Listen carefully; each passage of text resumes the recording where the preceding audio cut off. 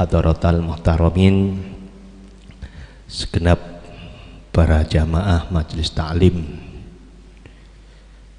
hafizakumullah, yang mudah-mudahan kita semuanya senantiasa dan selalu mendapatkan keberkahan hidup baik di dunia maupun kelak di akhirat, amin ya rabbal alamin.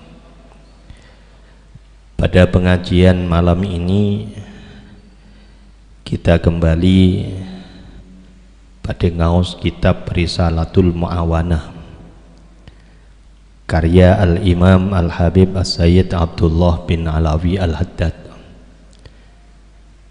yang memasuki bab dan pasal yang baru, yaitu berkenaan dengan masalah sabar. Bagaimana sabar, definisi sabar, lajeng nopo mawon kinten-kinten pengaruh sabar terhadap kehidupan kita.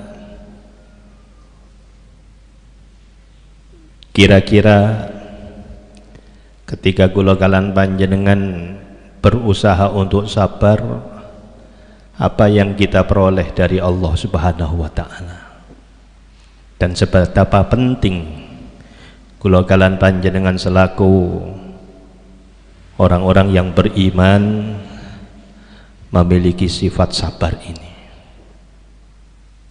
Tentu kula kalan panjenengan tidak akan bisa paham secara seluruhnya menawi kula kalan panjenengan boten ngaos, boten mirengaken lan boten menyimak terhadap kajian-kajian malam ini. Maka yang terpenting kula jenengan nyuwun dumateng Gusti Allah, mugi-mugi mangke sabadanipun ngaos kita dipun paringi ilmu yang bermanfaat, amin ya rabbal alamin.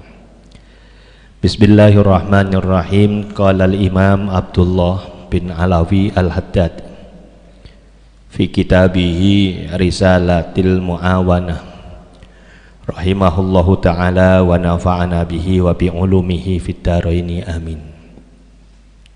Faslun wa 'alaika bis sabri fa innahu malakul amri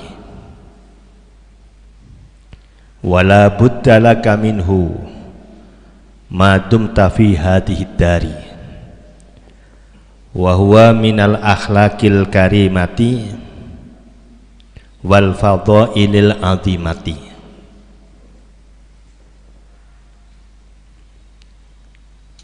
Ngendika Imam Abdullah bin Alawi Al-Haddad wonten kitabipun Risalatul Mu'awanah, mugi-mugi kita pikantuk barokai ilmunipun.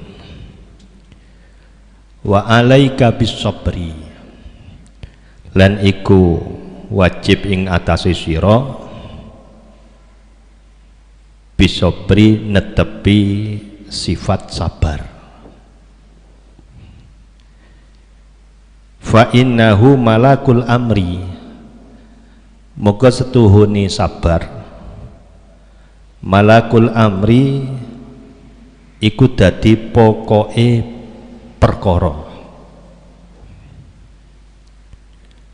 Wala budda laka minhu, wala budda lan wajib laka kaduwe sira minhu saking sifat sabar madum tafi hadhihi dar, selanggenge ana sapa sira fi hadhihi dar iku tetep ing dalem iki negeri dunya, iku tetep ing dalem panggonan utawa dalem dunya. Wa huwa minal akhlaqil karimah, wa huwa utawi sabar minal akhlaqil karimah iku setengah saking piro-piro akhlak kang bagus, wal fadhailil azimah lan piro-piro keutamaan kang agung.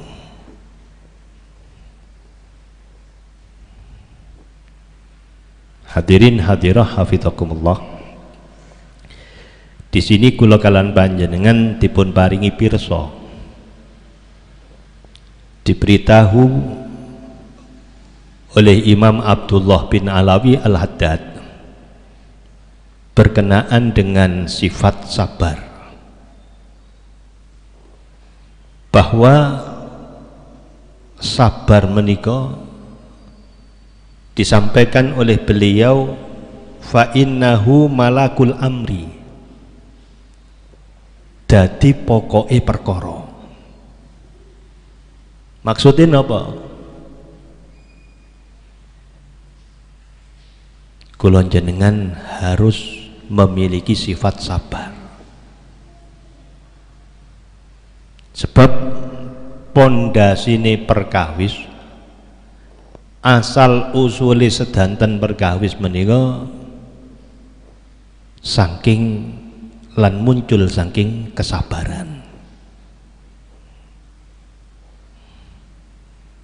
Terus perkara napa mawon niku kedah dipun dasari sifat sabar.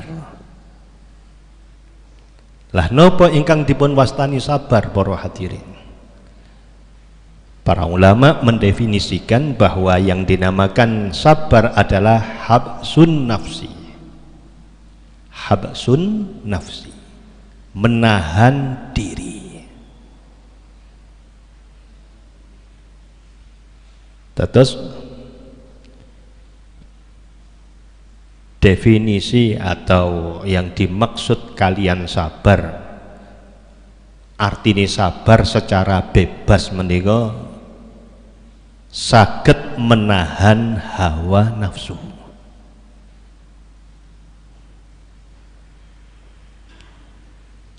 Hawa nafsu ini berontak, pingine berontak, pingine ngelakoni perkara di luar batas,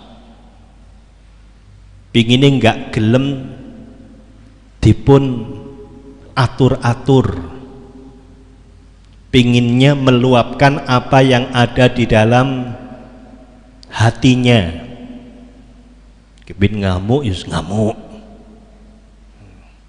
pengen lepas dari segala beban pokoknya lepas. Niku tidak dikatakan sebagai sabar, karena yang dinamakan sabar adalah habsun nafsi, nahan awak, nahan pikiran, nahan hati. Jadi mempertahankan diri di posisi yang diridhoi oleh Allah, itulah yang dinamakan sabar. Lah mangke badhe dipun jelasaken mangke insyaallah pengawasan yang akan datang, bahwa sabar itu ada beberapa bagian dan beberapa macamnya. Nah sakniki kula kalanjenengan mung dipun paringi pirsa apa sih keutamaan dari sabar itu.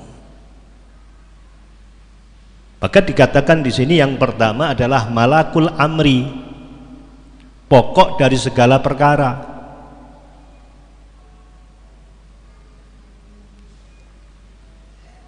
Sayyiduna Ali bin Abi Thalib karramallahu wajhah, beliau sampaikan as-sabru bimanzilatir roksi. Sabar itu posisinya sama dengan kepala. Kalau jenengan gak ada sirah, sirah menika tidak bisa lepas dari badan. Maksudnya ya napa? Lek wonten sirah berpisah dari badan, maka yang terjadi adalah kematian. Begitu pula ketika kula kalan panjenengan lepas dari kesabaran, maka jangan harap ada kesuksesan. As-sabru bimanzilatir ro'si. Sabar kedudukannya sama dengan kepala, sangat berkait dengan tubuhnya. Ketika kepala terpisah dari tubuhnya, maka adanya kematian. Begitu pula ketika manusia sudah tidak lagi memegang prinsip sabar, maka yang terjadi adalah kegagalan hidup. Itu sebabnya Imam Abdullah mengatakan malakul amri, sabar menika pokok dari segala perkara. Wala budda laka minhu, kalau sabar itu sudah menjadi pokok perkara, maka wajib bagi Anda untuk memiliki sifat sabar menika.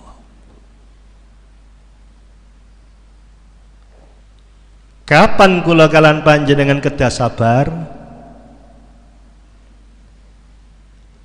Kapan waktunya kula kalan panjenengan harus sabar? Di sini disampaikan madumta fi hadhihi dar, sepanjang panjenengan masih hidup di dunia.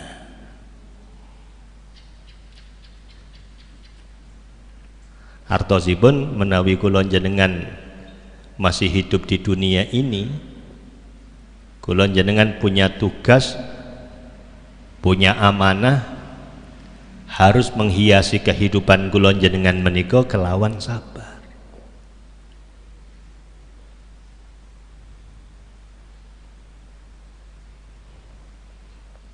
Urip nok donya kudu sabar. Loh, masalahnya nopo? Masalahnya donya niki memang disetting oleh Allah dalam kondisi tidak sempurna.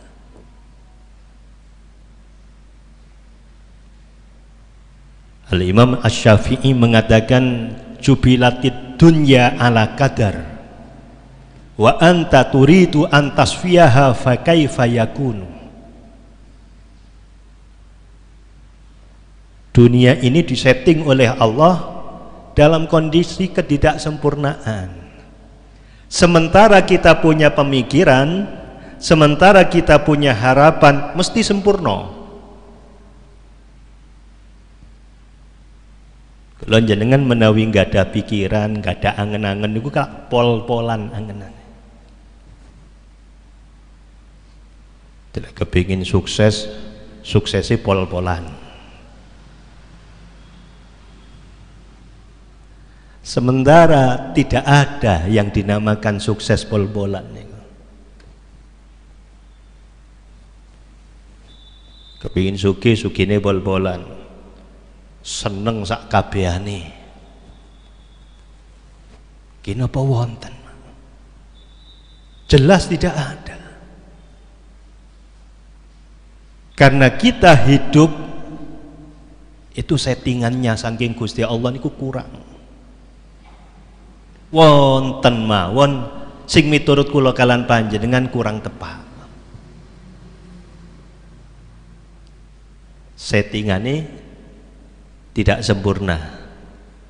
Dari Allah ditakdirkan untuk tidak sempurna. Terus kula kalan panjenengan kepingin sempurna. Bagaimana bisa, kata Imam Asy-Syafi'i. Sungguh tidak mungkin. Lah ketika tidak mungkin sesuai dengan harapan, apa yang harus kita miliki? Sabar. Polane gak podo karo arep-arepane nafsune dewe-dewe. Pengen golek bojo mencandring metu ra bojo empak. Sing ganteng, sing gedhe dukur, sing putih, sing blengah-blengah, sing rambuté pirang, sugih, setia terhadap istri, gak lerak-lirik, manut nang sampean. Iku lak sing dipingini sampean. Angen-angene arek wedok cak wedok sak niki lak ngoten.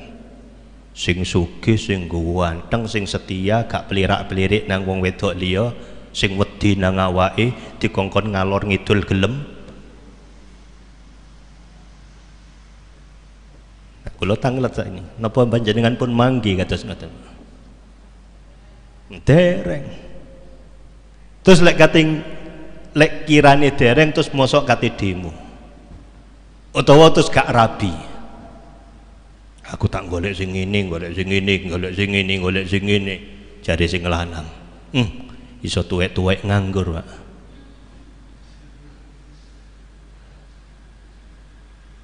Bagaimana kita akan mendapatkan pendamping yang sempurna sementara dunia disetting dengan ketidaksempurnaan? Sing lanang dadi Joko tuwek, sing wedok dadi perawan tuwek. Akhirnya wong tuwek ketemu wong tuwek. Lah wong tuwek ketemu wong tuwek iku wis gak seneng maneh. Uduk minyak bukan parfum, tapi minyak kapak, pijet-pijetan. Sebab wis padha duwe penyakite. Sitoke asam urat, gak kena ditekuk sikile. Sitoke rukuk kangelan. Akhirnya lek bengi pijet-pijetan, mambu Pak Bung, Mbak. Mambu remason. Nah, karena mulai biyen terlalu banyak kriteria. Aku kudu ngene, kudu ngene. Dudo nganggur sampean.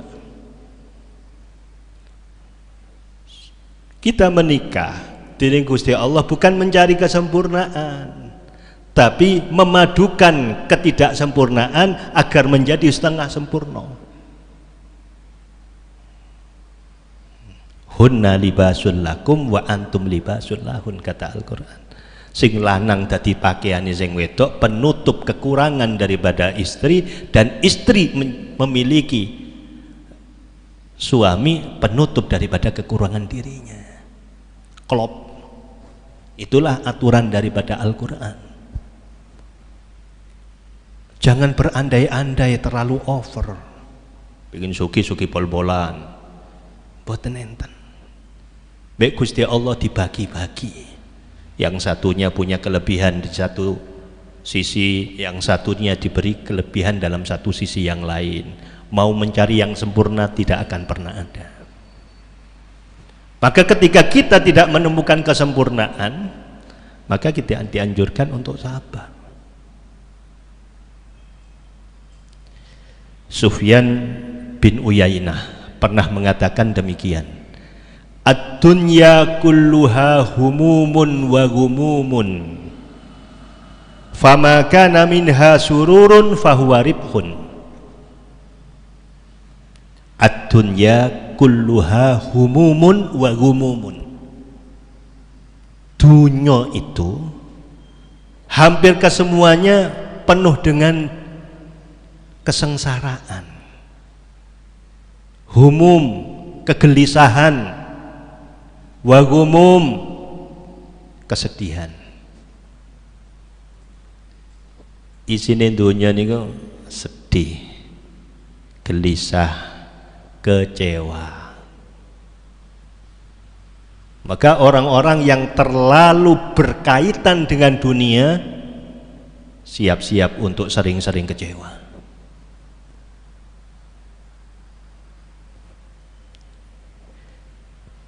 Siti Abdul Qadir Al-Jilani pernah menggambarkan ad-dunya awwaluha al-buka. Dunya niku pertama tangisan. Wa awsatuha ana, pertengahan daripada dunia itu hidup terasa berat, harus berusaha, tidak datang dengan sendirinya. Apa yang diinginkan harus dilalui dengan usaha. Anak, maksudnya anak itu nopo, bahasa Arab anak menika, bahasa Indonesianya penuh dengan usaha. penuh dengan perjuangan. Wa akhiruha fana, akhir daripada dunia ketiadaan. Coba nek dipikir-pikir dawuhe Syekh Abdul Qadir Jailani menika estu. Ad-dunya awwaluha buka. Dunia pertama kalinya adalah tangisan. Lari sampun dipun kandut dening ibunipun, kemudian terlahirkan ke dunia. Apa yang dilakukan oleh seorang bayi? Nangis. Nangis.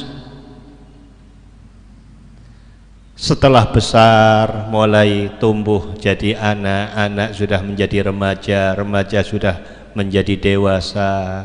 Ini pertengahan daripada kehidupan dunia. Dia harus dituntut macam-macam.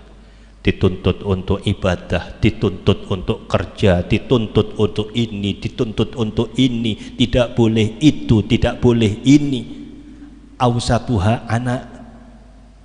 Pertengahan daripada kehidupan dunia susah payah, tapi akhirnya wa akhiruha fana, akhir daripada dunia meskipun sukses seperti nopo kemawon,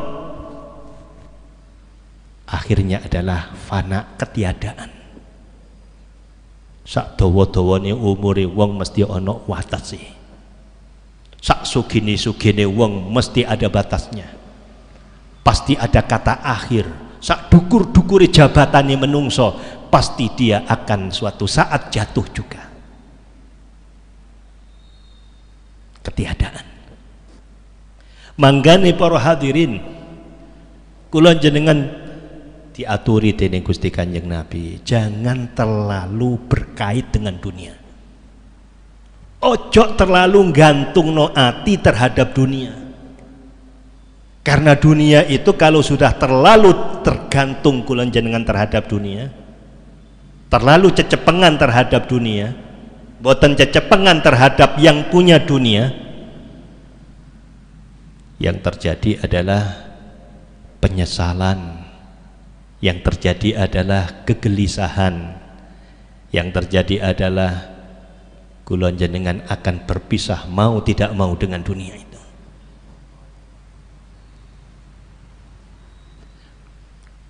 Ibnul Hazm pernah mengatakan, Ibnul Hazm al-Andalusi, beliau mengatakan kullu amalin dhafirta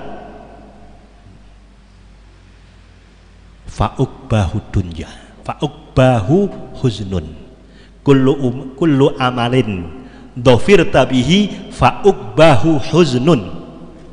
Semua cita-cita Anda di dunia ini telah Anda raih. Sampean kepingin dadi bupati, dadi bupati. Sampean dadi gubernur, dadi gubernur. Sampean kepingin sugih, dadi wong sugih tenan. Sampean pingin napa mawon kali Gusti Allah dilulusaken. Kullu amalin dhafirta bihi. Apa yang Anda inginkan diberikan oleh Allah. Tapi hati-hati, di belakangnya nih gila. Fa uqbahu huznun. Akhir daripada cita-cita Anda yang tercapai itu adalah huznun, kesedihan. Akhir daripada punya jabatan sedih, akhir daripada punya dunia berewu dunia ini sedih. Kenapa kok bersedih? Dijawab oleh Ibn Hazm al-Andalusi, ada dua faktor yang akan menjadikan dia sedih. Yang pertama, dia akan ditinggalkan oleh harapan itu. Seneng nang anak ya suwe-suwe lek anake rabi ya melok wong. Seneng nang donya lek wis wayahe mati ditinggal karo donyane. Ini. Jadi ada dua faktor. Yang pertama ditinggal atau kita meninggalkan apa yang kita harapkan. Lek gak ditinggal kari dunyane, moro-moro mbek Gusti Allah dicabut dunyane, moro-moro dicabut jabatane, dadi wong biasa maneh, biasa elek nandi-nandi dipatwal, terus ketika sudah tidak memiliki jabatan ya melaku biasa ya podo-podo maceti, sedih dia. Duh, biyen aku tak mulai bersedih. Biyen gak kaya ngene aku. Tapi saiki podo mbek liyane wong biyen minggir kabeh wong. Ditinggal oleh jabatannya. Kalau tidak seperti itu kata Ibn Hazm Al-Andalusi, andalah yang akan meninggalkan itu. Sampean kate ninggal no dunyane, sampeanlah yang akan meninggalkan jabatannya ketika kontrak kita hidup di dunia sudah habis.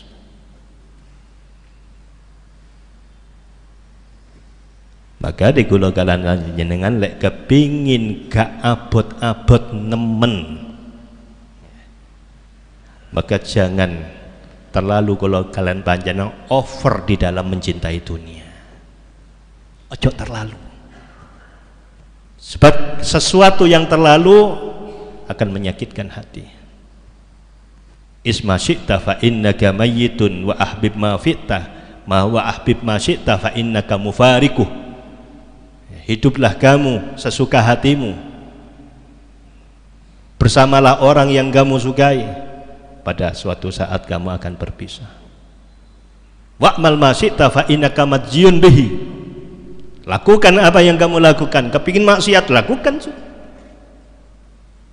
Allah tidak akan pernah rugi dengan kemaksiatan yang Anda lakukan, sebagaimana Allah tidak diuntungkan dengan Anda yang melakukan taat. Tapi ingat, majziyun bihi, kamu akan dihisab. Kamu akan tahu orang yang baik menemukan kebaikannya. Kamu yang akan tahu orang yang buruk akan menemukan keburukannya.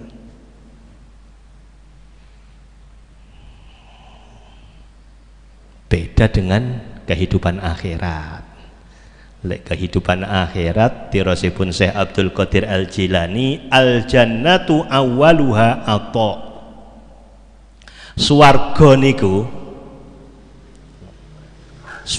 niku kula njenengan niku insyaallah bakal dipun paringi swarga. Amin ya rabbal. Wonten tandane, Pak. Tiyang sing badhe pikantuk swarga niku wonten tandane tira Syekh Abdul Qadir Al-Jilani. Yang pertama, awwaluha ata. Allah akan berikan orang itu kemudahan di dalam melakukan kebaikan. Seneng taat, seneng patos ilmu ni Gusti Allah, sebab tahu dengan ilmu ini aku bisa memperbaiki ibadahku. Bukan cuma ibadah tanpa ilmu, niku tiang bodoh niku.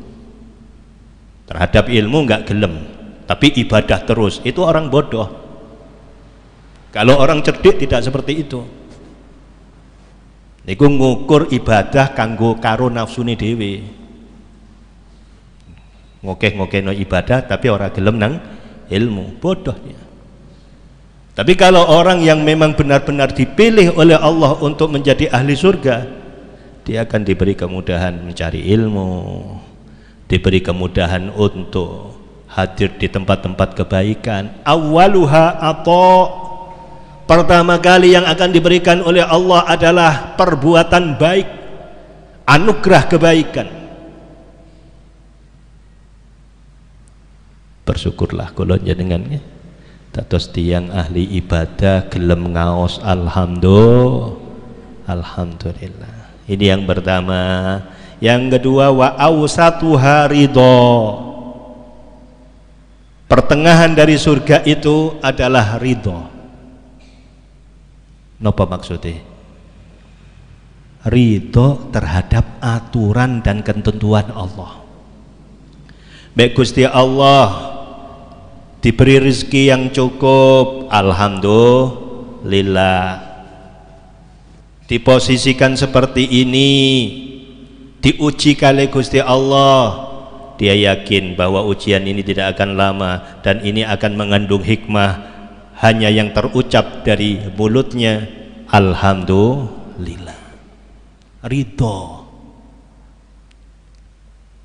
gelem ing pandume Gusti Allah, mau mendapatkan ketentuan daripada Allah, menyukuri apapun kenikmatan yang diberikan oleh Allah.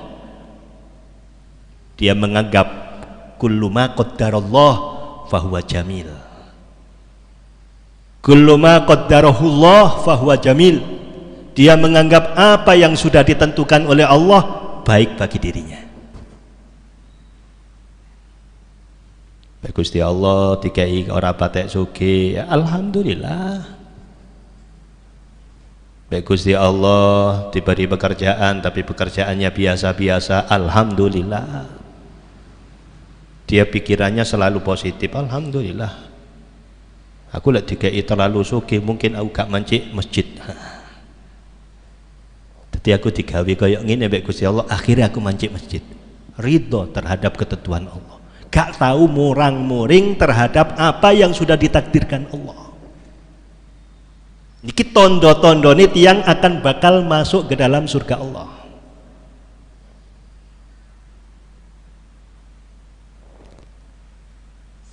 Yang terakhir, wa akhiru haliko, akhir daripada surga itu adalah pertemuan dengan zat Allah subhanahu wa ta'ala. Allahumma sholli ala Muhammad. Masya Allah, nikmat para hadirin, nikmat. Maka nilai kula jenengan sakniki kali Gusti Allah digiring di tempat-tempat ibadah seperti ini, digiring menuju kebunan-kebunan surga yang seperti malam ini panjenengan lenggah menika. Ini dunia tidak ada apa-apanya. Inilah surga yang akan menghantarkan kula kalan panjenengan masuk ke dalam surga hakiki dan bertemu dengan Gusti Allah. Amin ya rabbal. Seneng sekula jenengan pados sila ngeten iki. Ati adem, ayem, penuh dengan ridhone Gusti Allah, manut ing pantume Gusti Allah. Ini yang kita harapkan.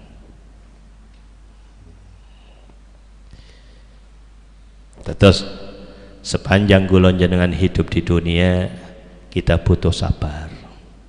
Karena sabar inilah yang nantinya saged ngerem-ngerem pikiran sing niku wau terlalu over. Ngerem-ngerem sing pingine kula kalan panjenengan itu terlalu berlebih. Sabar.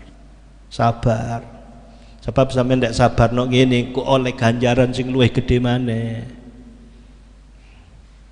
Wa huwa minal akhlaqil karimah wal fadhailil azimah. Sabar itu merupakan akhlak yang dipuji oleh Allah Subhanahu wa taala. Wal fadhailil azimah, memiliki keutamaan-keutamaan yang agung. Sabar niku menjadi sesuatu yang diagungkan oleh Nabi Muhammad sallallahu alaihi wasallam. Sampai dari sekian para nabi ingkang 25 niku ada kriteria yang disebut dengan ulul azmi.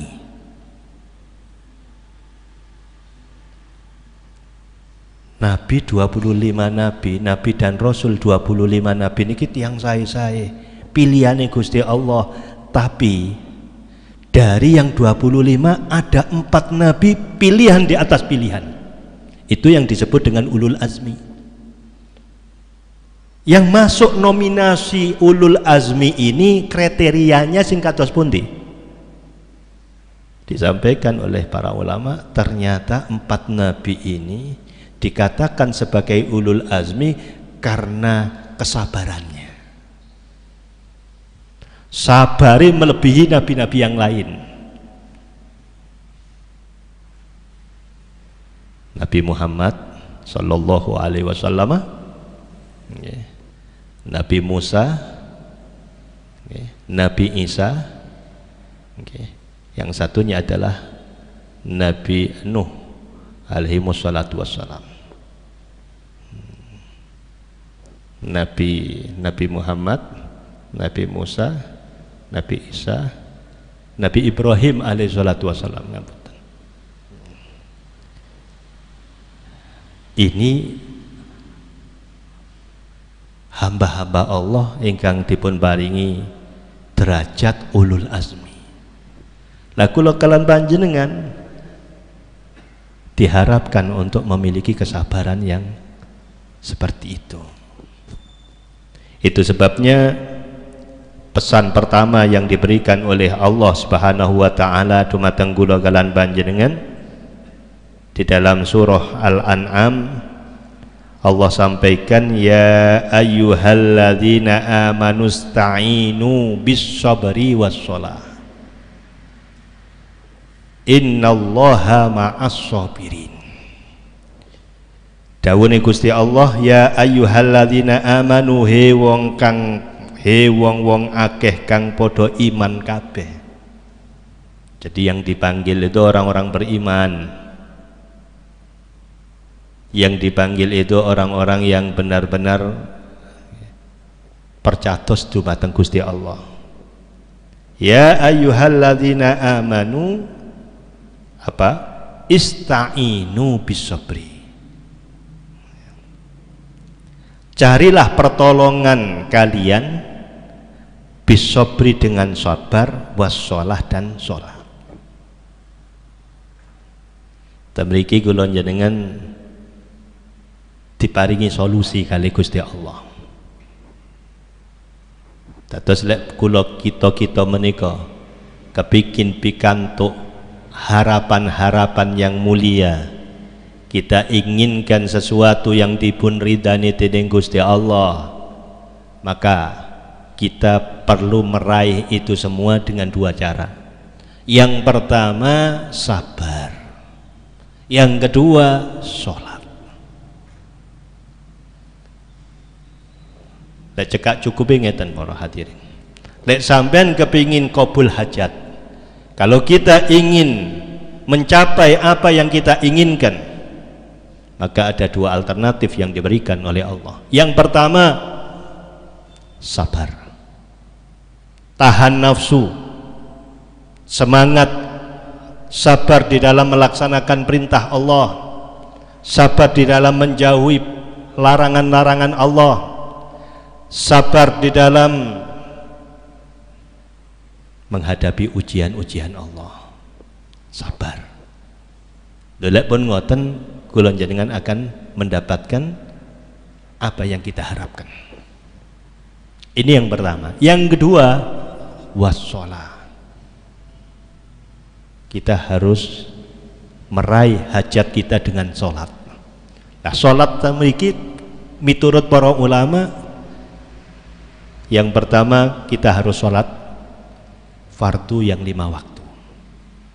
Ingkang nomor kali kula kalian panjenengan harus bisa menambah sholat itu dengan sholat-sholat sunnah.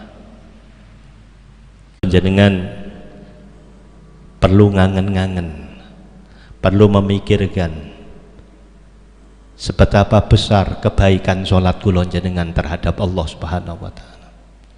Kalau kita ingin memperbaiki kondisi masa depan kita, kalau kita menginginkan harapan-harapan kita tercapai sesuai dengan yang diridhoi dening Gusti Allah, maka cara memperbaikinya itu dimulai dari sholat. Sampai kepingin apik masa depannya, perbaiki sholatnya. Kalau kita menginginkan cita-cita kita dimudahkan oleh Allah, perbaiki sholatnya. Napa nih sing diperbaiki?